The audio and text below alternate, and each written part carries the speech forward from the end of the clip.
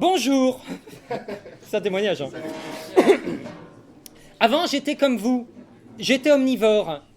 Mais depuis quelque temps, j'ai choisi un mode de vie alimentaire qui me fait me sentir beaucoup plus en harmonie avec moi-même et le monde. J'ai décidé de devenir viandane. Être viandane, c'est choisir de bannir toute forme d'exploitation végétale pour ne plus jamais faire souffrir un poireau, une patate ou une carotte innocente. Être viandane, c'est refuser la violence faite aux végétaux et choisir d'être exclusivement carnivore. Être viandane, c'est réaliser qu'on fait partie de la nature et qu'on est vraiment connecté avec les lions ou les hyènes et que pour vivre en harmonie avec la planète, il faut tuer des animaux et les dépecer pour en extraire des protéines pleines d'amour et de respect de l'environnement. Depuis que je suis viandane, je me sens mieux dans mon corps, débarrassé des toxines végétales et plus sain. Au début, ça paraît difficile, mais très vite, on apprend à perdre certains réflexes, à ne plus manger d'endives à tous les repas et à remplacer tout ce qui est végétal par de la viande. Aujourd'hui, j'arrive même à refuser quand on me propose de manger des choux de Bruxelles. Mieux, je suis même devenu un vrai petit chef, cuisinier. Et pour que la nourriture responsable et respectueuse de la planète reste toujours un plaisir, je crée même mes propres recettes, comme le vacherin au rognon ou alors la charlotte aux tripes. Et comme je sais que mon mode alimentaire passionne tous mes amis, dès que je fais un nouveau plat, je le prends en photo et je le partage sur Internet. Ça donne enfin un sens à ma vie. Parfois, c'est juste des photos coup de cœur, comme quand je fais des randonnées en ville pour être en harmonie connectée équitable avec le périphérique et que je vois un pigeon écrasé. Et ben je le prends en photo et je le mets sur mon mur Viandebook et dans ma poche pour le goûter. J'aime bien Viandebook, c'est le réseau social des viandanes. Ça permet d'avoir une ouverture sur le monde avec ceux qui pensent comme nous et de faire des rencontres. C'est grâce à Viandebook que j'ai rencontré ma copine, Bufala. Elle avait liké ma photo de profil où je joue avec un magret de petit canard dans une baignoire remplie de rillettes. En plus, Viandebook est un réseau social militant. Grâce au réchauffement climatique, à chaque fois que je clique sur le serveur de Viandebook alimenté à l'énergie fossile, un ours polaire meurt. Alors je suis content. Mais le bonheur, ce n'est pas seulement la nourriture. Alors, j'ai étendu mon mode de vie viandane à tous les domaines de mon existence pour être encore plus connecté et respectueux de ce monde de merde. Ainsi, pour la toilette, par exemple, à la place du savon végétal, j'utilise du saindoux en prenant une tranche de lard comme gant de toilette. Et au lieu du shampoing, je me frictionne les cheveux avec du friton de canard. Et pour avoir un beau teint, j'ai remplacé mon masque au concombre par de la langue de bœuf.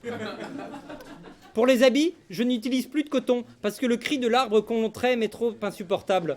Du coup, je ne mets plus que des chaussettes et des slips en cuir de vache. Et pour les tampons hygiéniques de ma copine, on peut prendre un vieux lapin mort. C'est absorbant pareil, en plus c'est mignon. Enfin, pour que ma maison sente bon, je nettoie tout aux huiles essentielles d'andouillette que j'étale avec une lavette en foie de veau. C'est sain et naturel. Je crois très fort dans mon petit cœur que si toute la planète mangeait des cadavres d'animaux, le monde serait plus beau. C'est pour ça que je diffuse toujours tout autour de moi de l'amour et du gras de porc. Ce n'est pas parce qu'on est viandane qu'on n'aime pas la vie. Pour moi, être viandane, c'est tellement de souvenirs tendres de l'enfance qui prennent enfin sens. C'était ma Madeleine de Proust au jambon à moi. Et ça m'aide à retrouver le calme intérieur, la sérénité et la joie.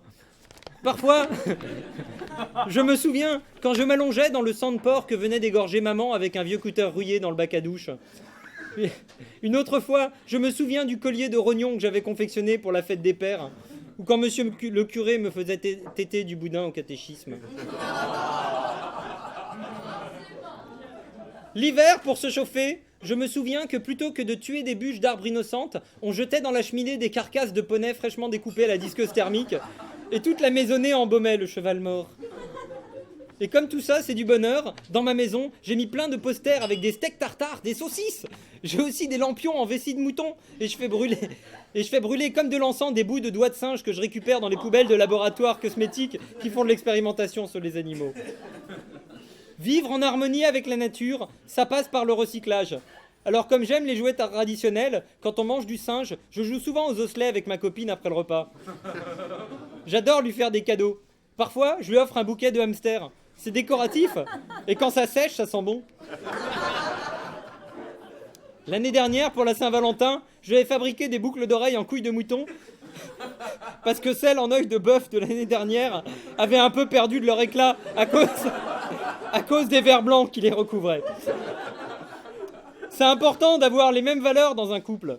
Comme avec ma copine, je refuse qu'on fasse saigner les arbres pour mon plaisir personnel. J'ai remplacé mes préservatifs en latex, non pas par des boyaux de mouton, mais directement par une chèvre que j'encule en harmonie avec la nature. Enfin,